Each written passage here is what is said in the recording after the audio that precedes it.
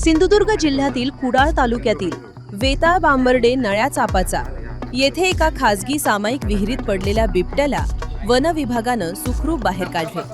आज सकाळी ग्रामस्थांच्या निदर्शनास ही घटना आल्यानंतर त्यांनी तातडीनं वन विभागाला माहिती दिली।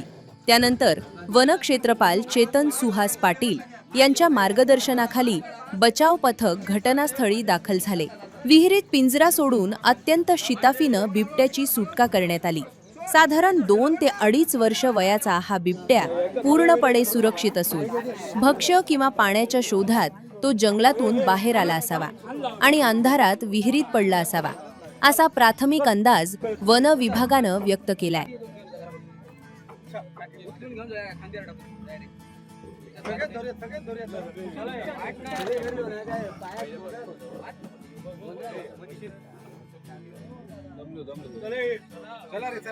आज वेताळ बांबर्डे कदमवाडी या ठिकाणी सामूहिक विहिरीमध्ये या ठिकाणी बिबट्या पडल्याची आम्हाला सकाळी 8च्या दरम्यान माहिती मिळाली होती।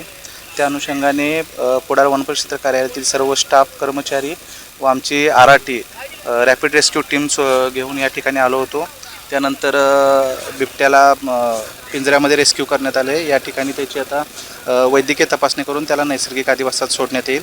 या कार्यवाहीसाठी माननीय उपवनसंरक्षक मिलिंद शर्मा साहेब, सहाय्यक वनसंरक्षक सुनील लाड साहेब आणि आमचा सर्व वन क्षेत्रपाल प्रादेशिक कुडाळचा सर्व कर्मचारी वृंद या रेस्क्यूच्या ऑपरेशनमध्ये सहभागी झाले होते।